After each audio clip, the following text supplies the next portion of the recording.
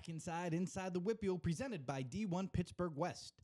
We have a very special guest on this segment of the show. We have I would call you a proud sponsor. I think a proud sponsor, Vince, the owner of Edge 90. Get your mental skills training. This guy is probably one of my favorite people. If I have a problem, I'll hit him up. He'll give me some tips. Vince Duffy. Vince, introduce yourself to the audience here. Carlo, it's great to be back again. Dame's Vince Duffy, mental skills coach of Edge 90. Everything from mental skills, mental development, mental performance, anything to help you get that edge, reach your peak, and for Carlo, figure out the problem and get to the solution here. In case you're just tuning in, first time viewer, or you're new this year, I do have a mental lapse when I'm picking games throughout the season. Sometimes I get in my own head, and Vince kind of coaches me through, and he's like, no, go with your gut, write them down beforehand, don't let Matt and Brad influence you, because I think that's what they do, Vince. They influence me in a negative way.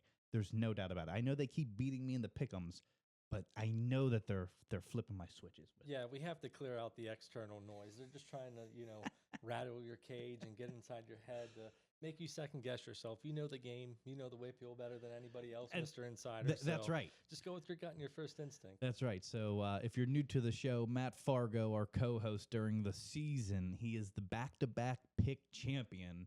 And normally when Vince is on, Matt is just an ace with you. He's like me. He loves everything you do. I think the brain is so underutilized in sports training, and especially on and off the field. Vince specializes in that. And that's all mental wellness, correct? It's not just mental health, it's mental skills. Yeah, big PSA announcement. It's not just mental health. I focus more on mental wellness. How do you take care of yourself, self-care, building routines, building habits, but taking it to the next level. What separates you from good to great? And that's consistency. That's what I like to call mental performance, right? How do you reach your peak? How do you get that edge when adversity hits? How do you rebound, respond, and overcome that? Now, do you also deal with, a football season, especially one that goes all the way to the WPIAL and state title? It's a marathon. It is not a sprint. I mean, how do you deal with burnout and making sure that guys' mental abilities are at the peak the entire way through? Yeah, I think the biggest thing, and we can dive into it deeper, is not just focusing on the outcome. Yeah. That's where you get burned out. That's when you start feeling that pressure, feeling that angst, because now you're putting time on things. Right. Time is something that we put on. That's when we feel that pressure. We put that moment that it's bigger than it is. If we just stay in the process, stay in the moment, how do we do that repeatedly, right? Mm-hmm. Eat day by day, practice by practice, rep by rep.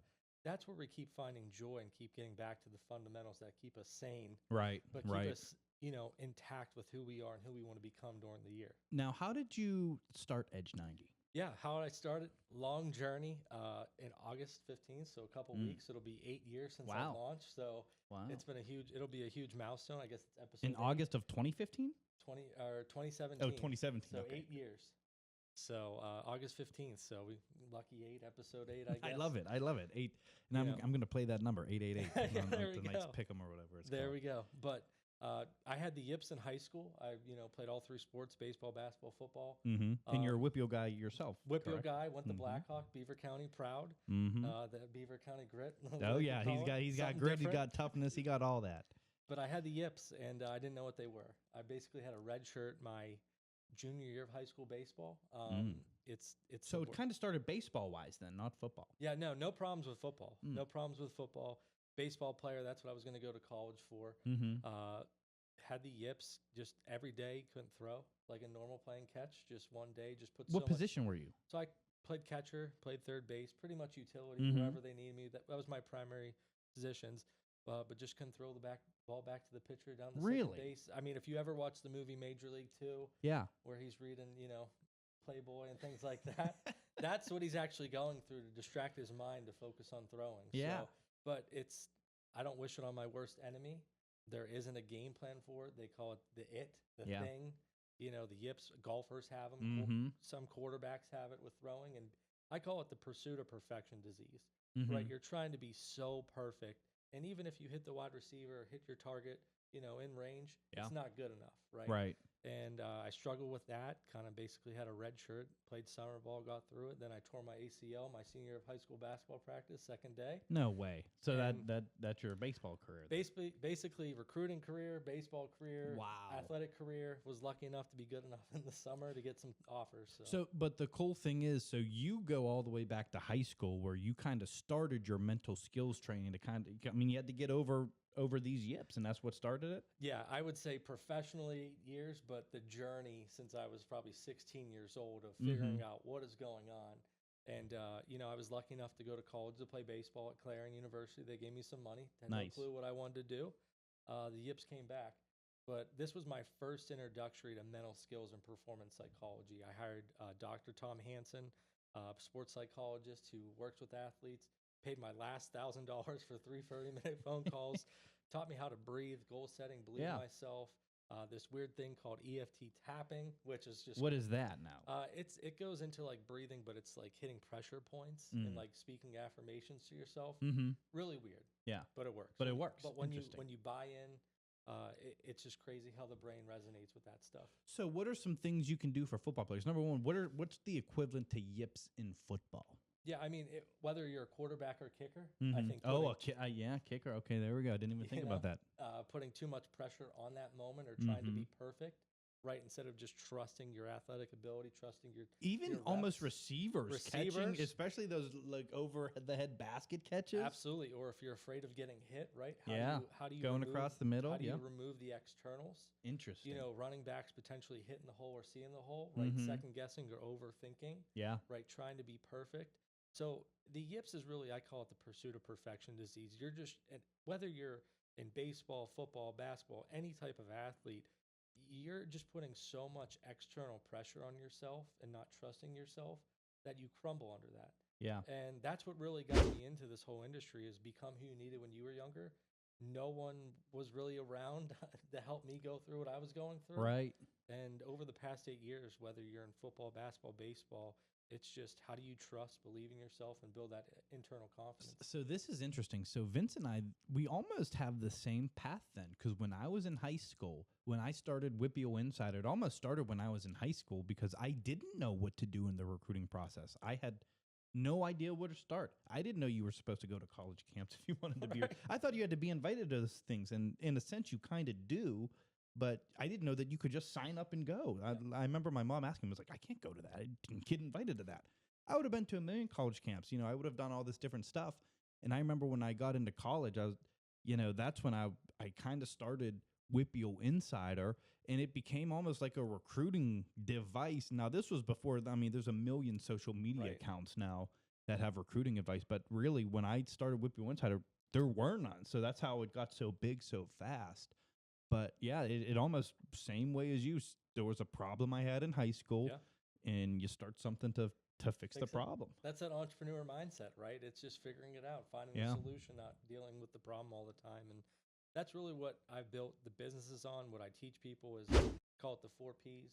Let your pain turn your purpose turn the passion, your passion turn your profession. Oh, nice. And then adversity, a lot of people run from it or afraid of it, but you have to run through it and let it build you. Yeah. Adversity is our greatest teacher in life. We just have to accept where we're at, find the awareness, and take action. Now, you work with colleges and in high schools, and as well as one-on-one training as well. What's been your favorite experience there? Do you have any like good college stories, like with talking to a team and kind of figuring something out? Yeah, I started at the young age of, I think I was like 20, obviously 22, 23 when I got started. So I'll give a shout out to Doran Dickerson. He was one of my first athletes that I worked with. Really? Sent him a DM out of the blue. Yeah. And, shout out Scoring Doran. Yeah, that's right. So he was one of the ones that believed in me at first and just gave me a chance. But one of my favorite stories is just working with teams. I love the team dynamic. I love the team culture. My theory on culture is very different than others. I think it's shifted over the years because just how society has changed and the athletics has changed. You have to take care of the individual first to build the team culture.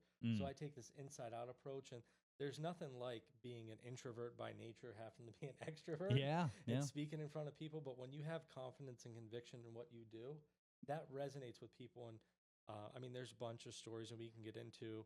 The one off the top of my head is Terry Grizzetti Performance. I've Yeah. done the NFL draft prep with them for numerous years now, and just being a small nugget or giving them a small piece of advice just to build confidence with themselves to get to that level, whether it's interview prep, body language, Yeah. selling themselves, because So you do all this. all this stuff. Interesting. Yeah, and that's the really cool thing about mental skills is I call it life skills, right? Yeah. It's not about who you are or where you're at. It's just meeting the individual, helping the human first. Right. Then we can adjust and adapt because it's setting goals, learning how to breathe, positive affirmations.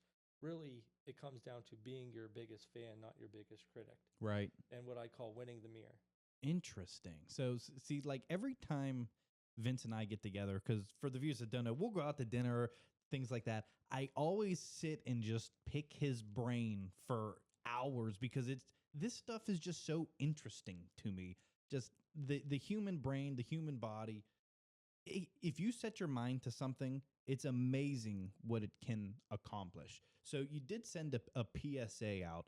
So do a lot of people almost kind of get confused with mental health and mental skills and mental wellness? Yeah, that's what I've been trying to do over the past 8 years professionally. Now, when I was dealing with the yips, now I'm not saying there was some dark days dealing with anxiety, depression, things like that, because it is a very dark place, especially when you tear your ACL. It's Yeah. the woe is me, why me, how do I rebound from that? So I don't want to, mental health is real, but I'm a firm believer it's called the mental continuum, right? You have mental health, but you also have mental wellness. Right. What are you doing each and every day to take care of yourself? So that's where you get back into your routine and consistency over and over and over. Right. Building these habits in case adversity hits, and it's going to hit when it hits.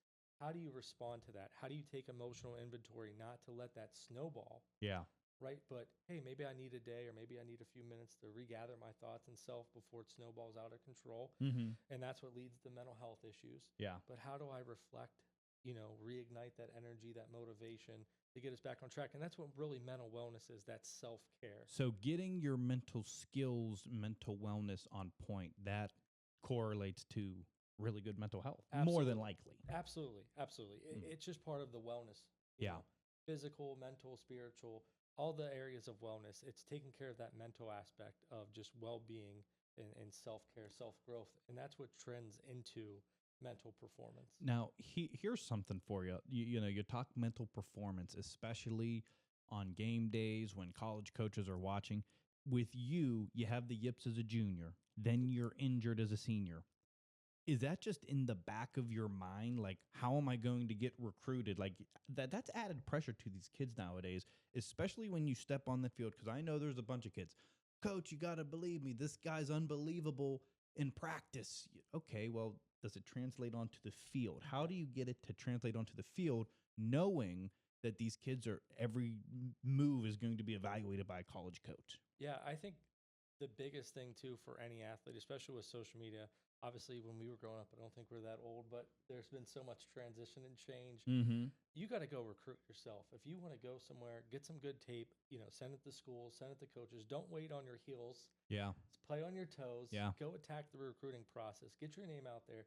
And we have to let go of that fear of failure, getting rid of the no. That's what actually helped me rebound when I reflected over the years is it's not about them.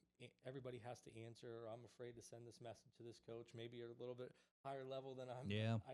Just send it out there. Yeah. Right. I think that just got me over the fear of failure and learning how to deal with no. That'll get you to the next yes as well. So what is hilarious about that? You kind of said, oh man, do I send this message to this coach?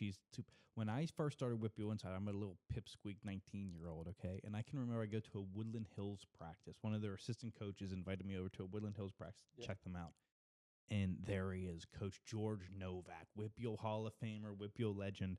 And I was like, I can't say a word to this guy. Like what can I say to him?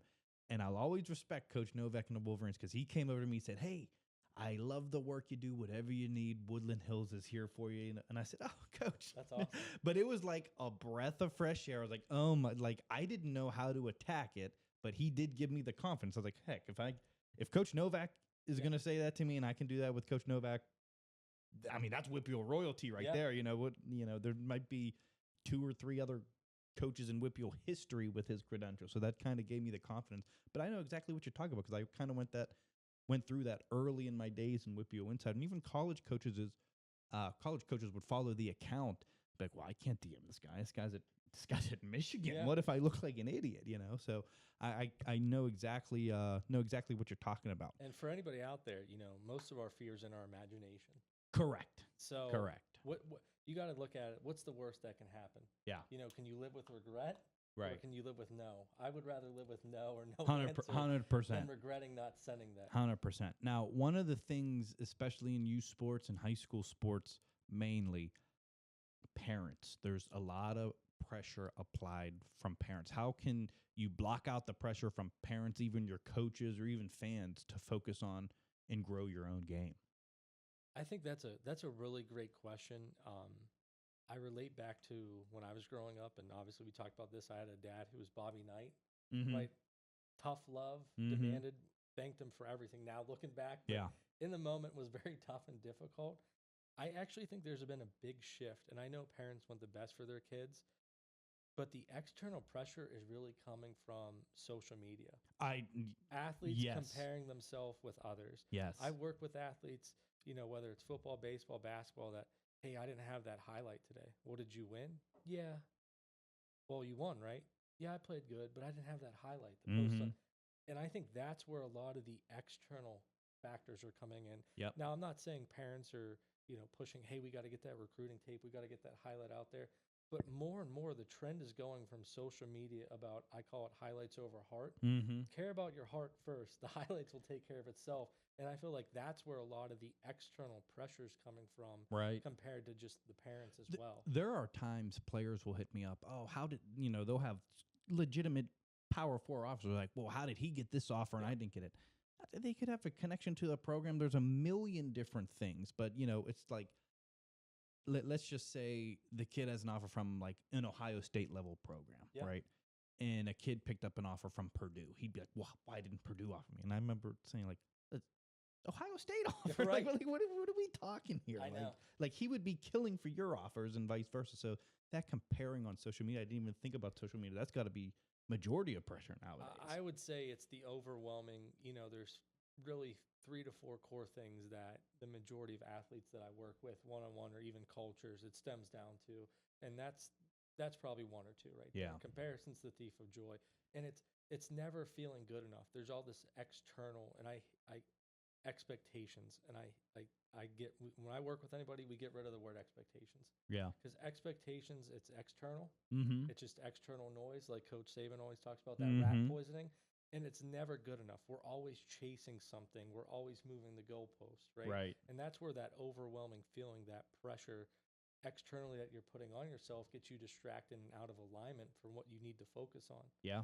And it's a huge issue now. And how do we overcome that? And it's just staying present, staying in the moment, but being grateful. Because all it takes is one. See, I wish I had a guy like you when I was at Central Catholic.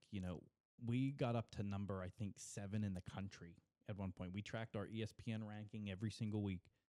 And there was another top 25 team in the country. I think it was LaSalle. It was the only team we could have played remaining on our schedule. And we were so focused, like, oh, man, we get in the States, we get to play LaSalle. We might be in the top 5 if we beat another top 25 team. Well, we didn't even make it to a WPIAL championship. We were focused on everything else, and we let a backup quarterback come in, run for 236 yards. Think about that. Pete Coughlin. Shout out to Pete Coughlin, W&J All-American. Dakota Conwell goes down, went to Arizona, Power 4 kid, 1,000 passing yards, 1,000 rushing yards. He's injured for our game. I remember us walking out. We seen him in a walking boot. We're like, unbelievable. We let a backup quarterback who went to W&J rush for 236 on us. Breaks our hearts, and then all of a sudden, oh, look, we're not in that ESPN top 25 anymore, but we were looking 6 weeks down the line. We weren't taking care of the things we needed to take care of there. Well, there's 2 great lessons from that. One is next man up mentality. Yep. Staying prepared, staying ready for your moment. Yep. And that was them on the flip side. Yeah, that was the USC on the flip side. I call it like the staircase on goals. How do you get from the bottom step to the top, right? It's one step at a time, but if we have our eyes focused on the top, that goal, overlooking, you're going to trip. Might trip. Now, through your culture calculator program, what's one key thing a coach can do to build a stronger culture to boost performance there? Yeah, so that's one thing that I've developed over the past 8 years is this software focus. What exactly is it? Yeah, so it studies mindset, morale, and 4 key metrics of emotional intelligence of a team and culture. Mm. So it's almost like from a business standpoint, like a SWOT analysis. Okay. It gives us our strengths, our areas of, I don't use weakness, I use improvements. I like that. Yeah, yeah. Stay positive. Yeah. But then what opportunities do we have? What threats do we have to analysis? And it gives you a breakdown from, our mindset, our team morale, not from individuals, because that's, we want to build trust with the individual, but we get the aggregate level because we got to row and flow as a team, right? Yeah. So it gives you strengths on how do we double down on the strengths. Too many times we spend time on what are the weaknesses? What are the areas of improvements that we just don't double down on our strengths? And it takes that emotional inventory to really game plan, what I call a mental skills game plan. Interesting. And give so will you sit down with a coaching staff and do this with them then? Yeah, so it takes 5-10 minutes, for all players to do it if they want to. Yeah. It's totally optional, strongly encouraged. Mm-hmm. But then I can see the aggregate data from the team level, and we can sit down with coaches, align messaging, see the strengths. Hold on. Okay, so you're giving it to the players. Yeah. And then you analyze it with the coaches. The coaches can do it too if they want to. Yeah. And they can break it out depending on the staff and whatnot. But you got to row and flow as a team. So the players take it because we got to understand our culture. Right. Now, there's 2 ways to look at it. Now, coaches say, hey, I got a really good grasp or feel in my culture. Mm-hmm. Hey, that's great. But if we can take data and feel and put it together, oh boy, it can be magical. It's really magical, and it gives you that insight that you might not know what you're thinking. See, this is the stuff that I would find so interesting. Like just looking back into my high school career, hell, even when I was at Pitt, especially Pat Narduzzi loves the mental skills of the game. He would be all into that sort of thing. So that is very cool. Yeah, let's get him on the line. Yeah, I know. I might need to give him a call. Say, hey, Coach Dews, this Edge 90 guys, you got to be your guy. Yeah, but it really looks at things like trust, communication. I'm huge on team morale, and I break it out like, how am I feeling in my role? How are my teammates feeling? Like, yeah. That way we can take accountability and inventory to face it instead of, what's that lingering thing holding us back? I can't put a pulse on it. Right. And it's all about you being truthful and honest with yourself. And then we can, focus on the culture in the group. Interesting. Now, got a couple more questions for you because, Mr. Insider does his research before he brings on a guest. So I was like, I'm going to give Vince some fastballs here. I love it. We also did a segment, and we're going to come back to this after this segment. We did ask players on social media to send their questions, players and coaches, and we got a good amount of responses, some very interesting responses. Absolutely. So last one, and then we'll go to a quick break here. In clutch moments, like a tie game in the fourth quarter, what's one mental strategy a player can do to stay composed? Or if it's preparation before the game, what's one mental tip they can do throughout the week? Just one quick thing. If it is quick. Maybe not quick. Yeah, okay. Yeah. First, you have to define what is clutch.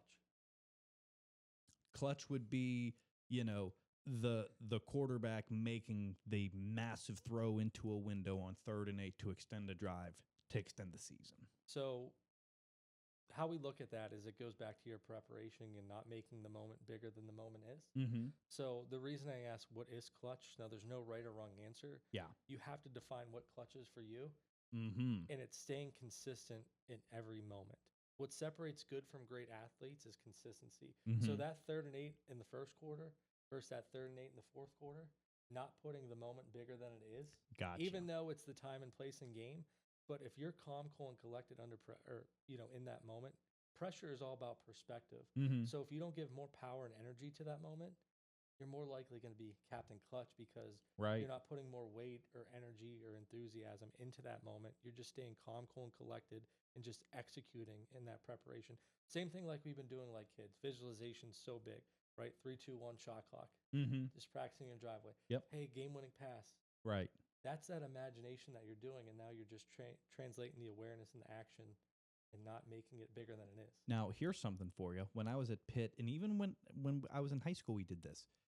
Kicker, we run them out, 40-yard field goal. Hey, if you miss this field goal, the whole team has to do sprints. There's something on the line for this kicker to end the practice. If he misses it, the team has to do sprints. If he makes it, we're done. Is there something to that? Yeah, absolutely. I mean, I love the competitive edge. I think you should always be competing, Mm-hmm. not with others, but with yourself. Mm-hmm. The mental game is all about winning the game within. By doing that, and if you're a kicker in that situation, training your mind to not make the moment bigger than it is and just focusing on executing. That's really what it's doing, just making the moment not bigger than it is. Exactly. Kind of blocking out that external distraction or that external intrinsic or extrinsic reward, right? Right. How do I just focus on my repetition, my routine, and just execute at the best of my abilities? The more and more you can do over that, that's why you see guys that are, Captain Clutch, they're clutch. No, they just trust their preparation, trust themselves, and more likely, 9 times out of 10, they're going to succeed, where others be like, oh my gosh, I got the ball. Right. Winners always want the ball in their hands. Right. But you got to feel it. You got to understand. You got to want it. Interesting. So, yeah, Vince, any last thoughts before we get into some user questions? Because we're going to have fun with this segment. No, I mean, I just love being on here. I love sharing this information. Again, this is what I wish I had when I was playing. I wish I had it. And to give this back on just, I just hope you take away just one nugget, because I know we're giving a lot of information, but if you can just take away one nugget from this, it'll be way worth conversation, it's worth it. And that's a great starting point. Gotcha. This is Vince Duffy here with the WPIAL Insider. Vince is at edge90.com. We're going to take a quick commercial break and be right back after this.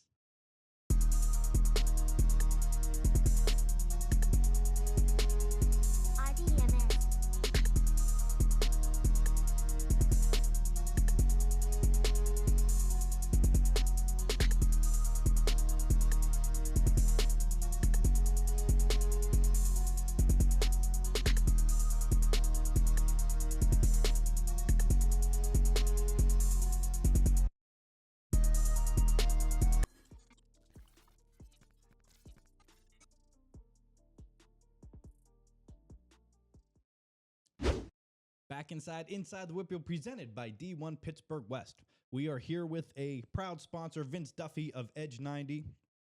Now, Vince, I asked a couple questions on Twitter last night. Said, hey, going to have mental skills coach Vince Duffy on the podcast. Ask me some questions. We're going to get Vince to answer them on air here. Yeah. So we're going to go into this segment. But before we do, something I just thought of. I'm going to be doing a lot of preseason rankings, whether it be team rankings, individual position-specific rankings. Now, people go nuts over these rankings, like in a good way and more, like even more so in a bad way. Right. Like normally, I do a top 20 list for each position. Only one person likes that list, and it's whoever is number one. Right. So I'm going to be doing all these lists. I'm going to be doing the Nick Saban rat poison. I live for rat poison. I can poison locker rooms. And some head coaches love it because they're always like, love the locker room bulletin board material. Absolutely. But can you talk about not getting sucked into the hype? Like when I was in high school, when I was talking about our team was sucked into that hype. Holy smokes, we're number 7 in the country. Got sucked into that hype. What do you think about that? Yeah, I think I can probably talk about this for an hour. I think there's so many different ways to look at it. Number one, I think it's great to be recognized. Yeah. Okay, first and foremost, you put in the work, you got your name out there, preseason rankings, whether you're number 1, 20, 50, whatever, it's great to feel wanted and recognized. Number 2, we can look at it from a different angle. If you're not number 1, what is it going to take to get there? Now, I'm not saying everybody, the talent level, it's different, but every time you step on the field, if you don't believe you're the best player on the field, could no be matter bad. who you are, you gotta reignite the fire and figure out that motivation. These lists, one, it's great to be recognized, but if you're one of those top guys and all eyes are on you, you feel that quote unquote pressure. How do we remove the rat poisoning? How do we remove the external? One, it's great to be recognized, but we got to turn the awareness into action, because all that matters is what you do on that field. Yeah. Right? That's how you got to perform. And then the other point, if you feel slighted, if you feel that chip on your shoulder, it's not to prove others right or not to prove others wrong. It's to prove yourself right. When you start to do it for others and prove others wrong, that's the external, that's the distraction. That gets in your mind. Oh, well, so-and-so says I'm not good at this. I'm going to prove them wrong. No, you got to do it for you. That's where that internal belief, you got to prove yourself right, because I want to turn the confidence into conviction. Right. And that's where you got to believe you are the best. Gotcha. So yeah. So Mr. Insider is going to stir the pot a little bit here next month. So There you go, players. Nice little tip from Vince Duffy, your friendly mental skills coach. Ignite that into fuel Ignited into fuel. for You motivation. heard Even me, if man. you're number one, how do you stay consistent, stay great? Mm-hmm. That's the goal. That's tough. That's a very tough one because normally when I do these preseason rankings, not always that number one guy preseason, number one guy postseason. Really, the only result that matters is what happens at the end of the year. Yes, that's it. Right? It's That's great to it. get recognized, but let your actions speak for you. Yes. So we are going to get into some player and coach submissions. We asked a couple of them. So we're going to get into let's go to Seton LaSalle's head coach, Tim Storino. He asked, he said, Vince, can you speak on the importance of living in the moment? I loved my high school experience. Colleges started showing interest once I completed my senior year. Teenagers today are overly concerned with recruitment. Hope they don't miss the high school experience, the memories, and importance of it. Yeah, I think that's a great question by Coach. One thing that still bothers me to this day, now I've done a lot of self-reflection and self-healing and acceptance, but I regretted a lot in high school, whether I dealt with the yips or how I dealt with pressure and performance. One guy that taught me so many lessons in life, and the lasting impact he left on me is, your life is this much, right? Your high school career is this much. Mm-hmm. You don't want to be the guy at the end of the bar Right. talking about, I should have done this. I wish I would have done this. I wish I would have put in more effort, more thought, more time. Because this is time you can't get back. This is precious time that'll carry you through a lifetime. Right. So living life with no regrets, enjoying the moment, staying in the process, going through the grind, fall camp's coming up, right? Getting heat acclimated. It sucks. Mm-hmm. But it's the process and moment of being there with your guys. This might be your last time or your first time, but enjoy it. Time will pass. And like Coach is saying, your high school is so precious, building that culture, building that bond. There's nothing like it. Mm-hmm. And I think, the more we worry about the future, that's where anxiousness comes from. Yeah. And the more we worry about the past, that's where sadness and depression comes from. So we just got to stay present in the moment, be grateful for each and every day you're at practice, even though it's the dog days. Even it's the dog days of camp. The camp and the mid-season. Yeah. And, the season might not be going your way or it's going great. How do you stay there? Appreciate the moment and just be grateful for the opportunity you get to be around these guys, because guys like us, it's gone in a blink of an eye. Very quickly. It goes quick. Now, this one coming in from two-time WPIAL champion head coach Tanner Gary. This is a good one. What do you think is the best way to get prepared mentally before a game when it comes to a team environment? Silence in the locker room, kind of one of those focus on your job type of deals, or music playing, being loose and relaxed? Tanner says he's been part of both programs that did both. And for people that are unaware, Tanner was a very successful quarterback at Slippery Rock, record-breaking quarterback at Slippery Rock. Now he's the head coach at Fort Cherry. So maybe that's the different environments, I would think. What is your thoughts on that? There's two parts to that. One, we have to understand our culture. And like Coach just mentioned there, he's been a part of both, right? Music in the locker room or silence. The first thing I would tell an athlete is figure out who you are, okay, as a player. Are you a guy that's self-made, motivated, gets way too hype and burns energy, burns fuel, and then by the second quarter, third quarter, you're kind of just burned out of energy and kind of dragging the rest of the game? Or are you a slow starter, an even keel guy, kind of doesn't get too high, kind of doesn't get too low, but just needs that little bit of extra edge? Mm-hmm. So working through like a pregame game plan is what I call it. Figure out what music selection is very important, because that music is all actually self-talk too, right? I go back to Tim Tebow. He was a very high motor guy. He listened to Frank Sinatra before a game. Really? To calm himself down, because he knew he can flip it on and switch. Right. Now, other guys need a boost. They need that. Yeah, they need to light the fire under. From a team perspective, figure out what team culture works. Don't overdo it. Don't get overhyped. Don't burn out that energy, because the game has to be a consistent climb. So this is one where it's almost opposite of your personality. If you're a super fiery guy and very passionate on silence pregame, maybe you just want to kind of save that fuel. But if you're a guy that needs to, hey, light a fire, because there were a bunch of guys at Pitt, I remember, they needed hyped up before the game. Do you remember the Jacksonville Jaguars' big defensive tackle? used to Yeah, have a slap. trainer slap them in the face before a game. Same thing. So, okay, same thing. Very interesting. But for every player out there, working through your game plan, it's just the same thing as preparation. What clothes am I wearing? What music am I listening to? What's my meal plan?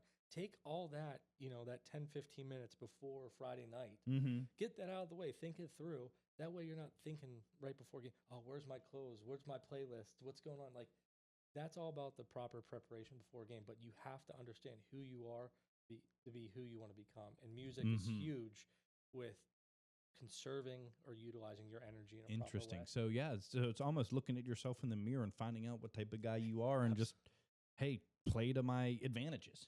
Like I tell people all the time, if you're listening to Taylor Swift a little bit too much, maybe you're feeling sad or upset. Like, let's get some upbeat music and let's go. Like, because music is a form of self-talk. Yeah. Right. So we have to figure out who we are. If we need that little boost of fire, or hey, needs to be calm, cool, and collected. Right. Save the energy for the field. Interesting. Very good. Very good. Now we got one from Seedless House quarterback Anthony Smith. Vince, how do you think it's best to handle being down in a game and needing a comeback? This is actually a great study that I've been looking at, especially in all types of sports, football, baseball, especially basketball, which is just driving me crazy how all these big leads get evaporated. Yeah. A 10-point lead used to be comfortable. In basketball? Now a 20, 30-point lead. Yeah, it goes quickly. Same thing in football. I just don't think we stay in the moment. I think we get overhyped, overlooked. Hey, game's over. Hey, let me get my highlight and get out of here. But if you're down at halftime, there's two ways to look at it, right? Let's say if you're down, okay, how do I just stay consistent? How do I get one play at a time, right? One moment. You can't score 14 points off of one play. Right. So I can't make the big play every single down. We still have 2 quarters to go. So how do I stay consistent, lock in, give a little bit more, what I call the rep of one more, right? And that's built in the weight room. That's built in running. How do I just give a little bit, running a little bit more, getting one more rep? And I think that's going to push you past that threshold of adversity to kind of just stay present, stay consistent, and grind your way through it. Because on the flip side of that, if you're up big, how do you say it's 0-0? Right. And I know coaches say that all the time, but as athletes, we have to stay present in the moment because we still have to execute. Because when we overlook the moment, all of a sudden you're playing back on your heels and that's it. And then they're blowing by you. We're only up 7 now, and that's one of my favorite things to talk about is Uncle Mel. Yeah. The game is all about momentum. So if you can grind it out and capture that momentum, face adversity head on, play by play, and just keep chipping away, that's going to discourage the other team. Yes. That's going to make them tight, right? A little bit of reverse psychology. We might be down, but we're mentally strong here. We're just going to keep chipping away and figuring it out. So it's almost the mentally tougher team. And you want to talk about mental toughness. It's not that one extra rep and one. Yeah, it's more so about the mindset. Staying in the mindset, staying in the moment. Stay in the moment, staying consistent, trusting that preparation. Hey, I know we might not executed our best in that first half, but how can we adjust, adapt, and overcome to move forward? So Butler quarterback Tyson Pino actually asked, what is the best mentality to have when you are winning and to be able to keep that lead throughout the game? He just answered it for you. So it's just staying in the moment, one play, one step at a time. And also, too, like with society, like I've just been baffled on how many blown leads there have been in every level of athletics nowadays. I might sound like an old man on the porch. Yeah. Just how dare they blow this 30-point lead? But I think when you're up, you have to play like you're down. Yeah. Because you have to feel it. You have to want it. When you get rid of that moment or that mentality or that focus, that's when, like Carlos said, you play back on your heels, you play defenses. And that goes for coaches too. Yeah, so it's both player and coaches here. It's both player and coaches because I'm a firm believer in body language, right? Most of communication is nonverbal by how your tone, your body language, how you're speaking. If you're a nervous coach, that's going to create nervous players. Right. If you're up big and you're getting lackadaisical as a coach, your players are going to be that, right? And don't adjust your game plan just because your clock is most of the time the clock is your enemy, and I wish I would stress that with people.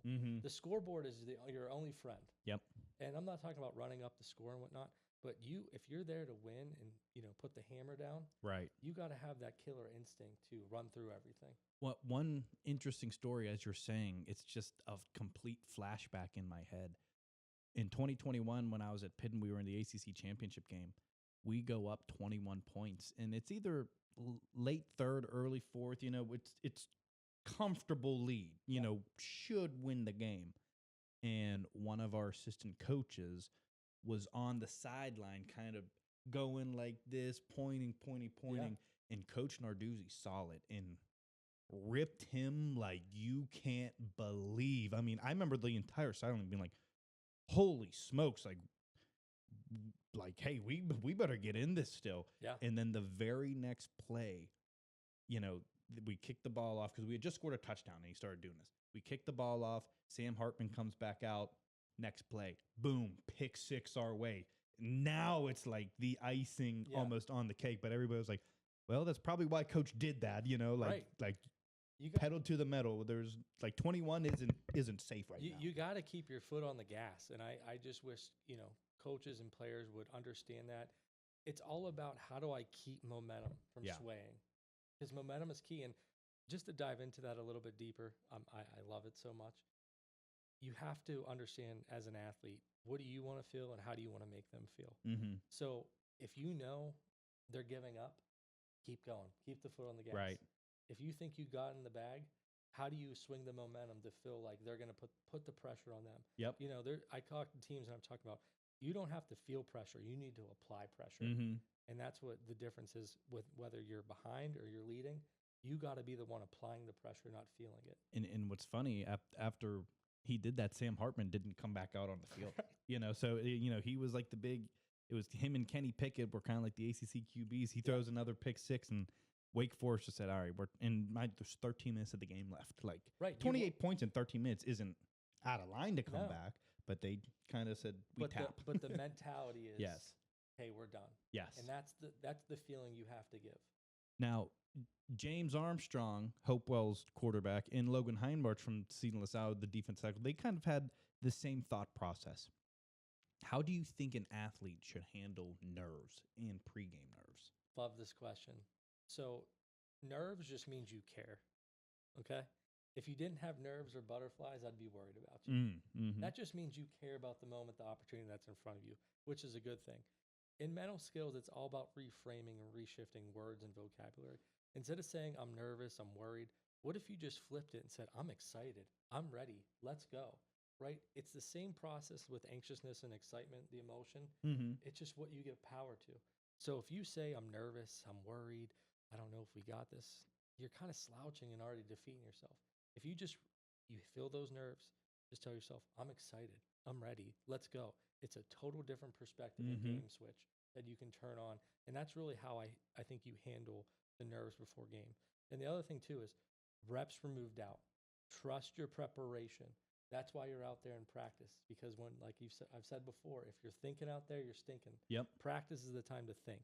Game time is a time to read and react. So I would say, and I'll probably post this as a clip on social, that is probably the bread and butter right there. If you're going to take anything from this podcast, that's it right there. Because, I mean, how many players are going to have nerves before the first kickoff week one? I mean, it's going to be every player in Western Pennsylvania. I want you to have nerves. Yeah, nerves are good. I think it just means you care. Yeah.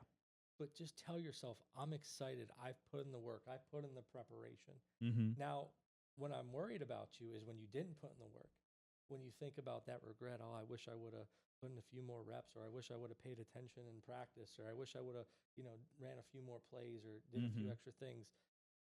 That's when we have to reshift our focus. But if you trust your preparation, put in the work, what's there to be nervous about? Mm-hmm. It's the time to be excited. The game time is your reward. Yes. Now, this is from a WPIAL champion head coach here. What are some ways to encourage open conversations about mental health in the locker room culture that values toughness? I love this question. It goes back to earlier about like my PSA. And I think there's a big stigma, obviously, around mental health, and we keep talking about it. And granted, there is a lot of mental health issues, and my background's in mental health counseling too. But we have to identify what is what. With athletes and performers, let's talk more about mental wellness. Mental performance. How do we become mentally tough means how do we stay consistent? How do we face adversity? That doesn't mean it's a mental health issue. If we just shift the conversation about mental wellness and mental performance, there's almost like a happiness, a euphoric high, like, oh, this is actually pretty positive. Mm-hmm. Too many times mental health with the stigma gets too much doom and gloom, right? And there is mental health issues out there. I want to stress that. but how do we give power to wellness, habits, setting goals, I love that checking in answer. with ourselves? And I think that's when, I talk to a lot of coaches and we talk about mental health and I don't really know how to talk about it. Talk about performance, talk about wellness, talk about goals. How do you care for yourself? How do you love yourself, right? How do we want to come together? I think that's really going to shift the conversation. And that's what I've been trying to do over the past 8 years is not everything's mental health. Let's shift it towards wellness and performance. And how do we just lock in up here? Because what separates good from great is just being consistent. Mm-hmm. Very nice answer. That was the sweet spot right there. So it's kind of just focusing on the main thing, keeping the main thing the main thing. Keep the main thing, and seek good and find the good. Yeah, right? seek good, find good. Don't always look at the weaknesses. I call them improvements because it's just, hey, we got to keep getting better. But double down on the strengths too. Highlight that. Now, this one's from Thomas Jefferson, interior offensive lineman. And, maybe he knows something about this. He says, what's the best way to deal with adversity at halftime? I remember being at the TJ versus McKeesport game last year. I think they were down 28 and came back and won the game in overtime. They Absolutely. were down. I was there pregame. I do my postgame show from Dave and Buster. So, I leave, third quarter, and as I'm driving, listening to it on the radio, I'm like, my God, like TJ's coming back. Then all of a sudden they won the game, 28 points down. How do you deal with adversity at halftime, Vince? Adversity, big thing. Just like the previous question too about halftime and if you're down or whatnot, it can either crumble you or it can build you. The choice is yours. Mm-hmm. How do you get back into the moment, into sync? And again, it's play by play, moment by moment. But one, we have to adjust, we have to adapt, and we have to overcome. Mm-hmm. We have to take that emotional inventory to accept where we're at, bring awareness to it, then take action. A lot of people, we bring awareness to it. Hey, we need to face adversity. But what's the action? The action is staying present in the moment, focusing in, locked in. We call it kind of controlled rage. You can be upset, you can be mad, but how do you focus that moment to get into the zone, to tap into it, play by play? And like we said, stop feeling the pressure, apply the pressure. Apply it. I love that. Got a couple more questions here. This one from head coach Leroy Johnson. Okay, he's the head coach at Amani Christian. Hey, Vince, how do you handle expectations for players and for parents? Number one, the word expectations, get rid of it. Throw it out the window. Get it out of there. It's just a negative word, just like failure. The only way you fail is if you quit. Let's change failure into lessons, right? Same thing with expectations. External. External noise. It's someone else's, right? Expectations. It's never good enough. It's that goalpost. Keep moving. Let's get intentional. Internal. What can I do to help myself today that's going to prepare me for tomorrow, right? So how do I get rid of the expectations, the external noise? How do I just stay locked in, focused? What are 3 things that you need to do every day for you that's going to build you up and become better tomorrow? And that's what you got to focus on, especially with parents and players. Yeah, parents, they want the best for their kids. There's no doubt about that. But all the external noise, let's just have fun. Let's bring joy. Let's bring purpose and passion. But let's bring, enthusiasm and accountability, right? If you can set intentions and be intentional, you're a dangerous team and culture because you're not worried about the external outside noise and distractions. You're an intentional group because like you need to do, like I need to do, what do you have to do for yourself each and every day to better yourself? That's going to strengthen the culture and keep it tight-knit group. And that's what really strengthens cultures. Just get rid of the word. It's negative. Expectation out. Get out of here. Rat poisoning. Get out of here. Rat poison. That's the rat poison. WPIAL Insider gives you rat poison on all these. He's the one creating these expectations. This one from Kevin Platts, a friend of the show. Love Mr. Platts. His son actually just signed to Mercyhurst, playing Division I football next year. Played linebacker at Montour. Caleb Platts. But Kevin asked, Vince, can you talk about how to handle the mental strain of being the guy on a particular team? When everyone is looking up to you and expecting you to make all the calls and get everyone in the right spot and be tough on some kids. Heavy is the head that wears the crown, he says. Great question. Number one, you got to take ownership for it. I think you got to accept. So if you are that guy, it's, hey, I'm the guy. I'm the captain now. It's like one of those type of deals. You know me. I'm a big quote person, and if your goal was to eat, don't be upset that your plate's full. I like that. Right? I like that. I think it's all about ownership, understanding. Hey, I am the guy. I am great. I'm going to be humble but hungry. Right? I mean, it's Pittsburgh, but Tom Brady's the greatest example of that. He Yes. can get yelled at and, lead the troops. Mm-hmm. But I think you need to take ownership. But number two, you need to take acceptance that this is my team. They're looking up to me. And it's not pressure. They talk about pressure as a privilege, but it's all about perspective. Okay. Leadership is not about being liked by everyone. It's about being respected. Mm-hmm. Look at all the greats, Tom Brady, Kobe. You have to be a vocal leader just as much as an example leader. If you see someone's out of line, tell them about it. Mm-hmm. Keep accountability. Keep the ship steady, right? Because if everybody's looking up to you, your coach is demanding more from you. Yeah. How do you demand more of yourself? And it's just about taking ownership for the position you're in. But take a moment to be grateful for that. Mm-hmm. How many guys want to be the guy but aren't the guy? Right. Right. How many So guys, if you are that guy, almost take a look in the mirror, be like, hey, heavy's the head that wears a crown. I asked for a lot of, I asked to eat. Can't be mad when there's a lot on my plate there. This is what I work for. This is what I train for. This is what I put in the works. Now, you can be exposed if you're not working. Yeah. Because example, we lead by example. Mm-hmm. But if you're the guy who's in the gym early, out the gym late, right?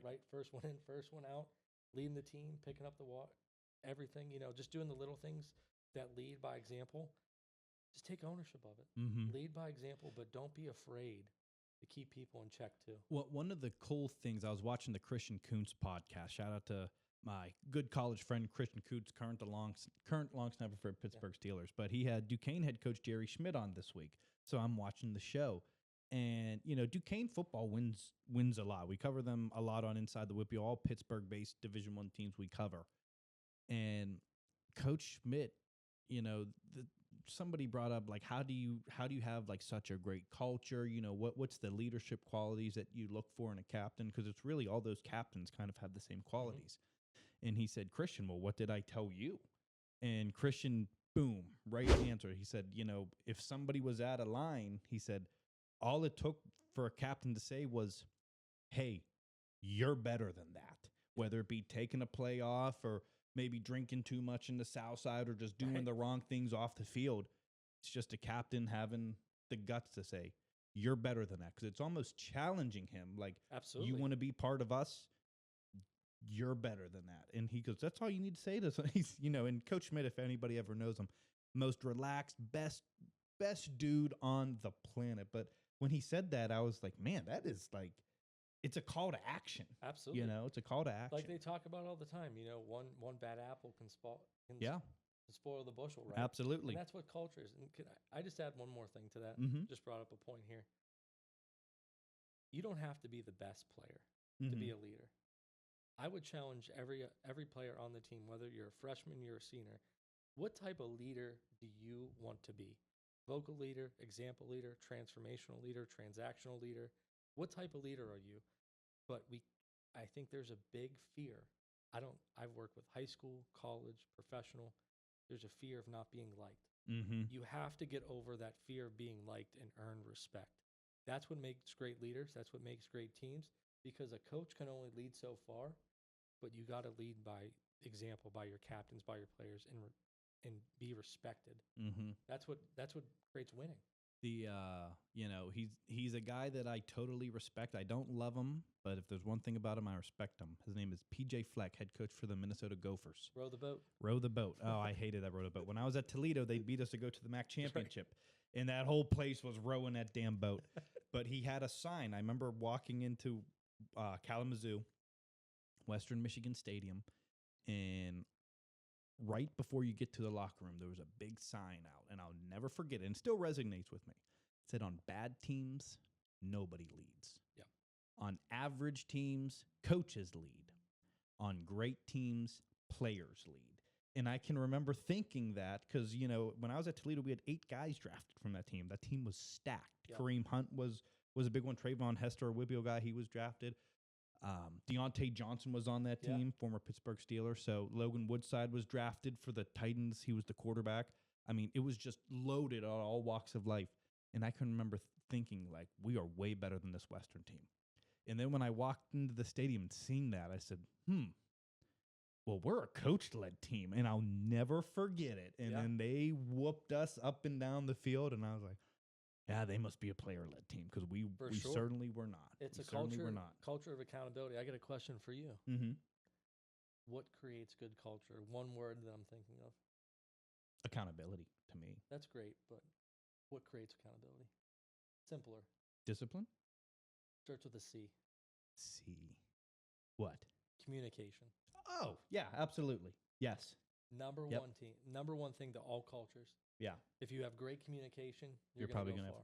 that It don't makes matter sense. your talent level. If you can communicate, encourage, inspire, Mm-hmm. hold the line with accountability and discipline, you can be great. Like Communication. That. I like that. Good one. Thank you. All right, last question here. This one hits close to home. We have a funny guy on Twitter. This is not a burner account. This is from Brad Everett from the Pittsburgh Union Progress and WPIAL Insider Show. He says, Vince, what mental approach should a guy take this season after finishing in last in the Pick'em Challenge last year? Asking for a friend. His name is Carlo. Unbelievable, Brad. Guess what? We're going to keep track of all the records, and I'm coming for the throne this year. You can bet that. But, Vince, I do need some tips here, pal. Number one, trust your preparation. Trust the prep. Trust the prep. I do change way too many picks on the fly. Because you get influenced. I do. I'm easily influenced. I need you to come in, trust your preparation, whatever is written down. Write the answers down and don't deviate. Just go. Don't deviate. You know, Brad and Matt can fine you if you change your answer. Now, what's on that paper. Now, here's where I get into my own head. Okay. As I'm preparing some things, there's a famous clip last year. I was down by 2 games late in the year, and I was like, I need to find some games, some upsets. And I picked Norwin to beat North Allegheny, which if Vegas was handicapping that game, that would have been a 30-point handicap. And I picked Norwin to try to get a game up on Madden Brown. They both looked at me and said, I mean, I'm going to let you one free change there because that's absurd. I said, no. I'm picking Norwin. I'm staying. But in my mind, I was like, I can get a game on these guys. Well, then North Allegheny went on and blew them out by 40. And what is that? I just need to. I don't hate that. But I mean, I think it's just more the. In my mind, I'm like trying to game plan. Like, hey, they're gonna pick this way. So I should pick that way. Well, let's just start early and get ahead early. I like trust your gut. I like that. Get a big advantage. I like that. And run the table. No, that's what I'm gonna do. That way you're not chasing late. I always dig myself in this damn hole early in the year. Right. We got to rise at the right time. Oh, this has been an awesome show. I'm going to clip certain answers and certain segments of it. I love having this guy on. He is one of the best. Is Vince Duffy at Edge 90. Vince, where can they find you at? Yeah, VTD_Edge90 on all social platforms. Link down below right here, and is that right down there? Yeah, follow me on Instagram, Twitter, subscribe on YouTube. A lot of new content coming out specific to sports, football season coming up, how to train, how to be mentally prepared. A lot of really cool stuff on my social media page. Now, I had a couple people this offseason tell me, now this was at my unsigned senior showcase, so these guys are kind of gone already, but a lot of them are in college. Yeah. But they said one of their favorite segments that I did was your weekly game plan. They said in the locker room before games, multiple kids came up on my unsigned senior showcase, and they said we loved listening to them because we posted every Tuesday, I think. Every Tuesday, getting you mental skills. We doing that again this year? We got it. Perfect. But yeah, they said they would wait to play it until Friday in the locker room, and then they said it was like us locking in. You know, we played that video and they went at it. And I would encourage any athlete, any coach, don't wait to DM me or Carlo any questions you have. I'm here to help and give you words of wisdom and advice during the season too. So be happy to answer your question. Beautiful. Well, Vince, thanks for joining the show. This has been Inside the WPIAL with the WPIAL Insider, Carlo Zofko. We are presented by D1 Training Pittsburgh West. See you guys next week.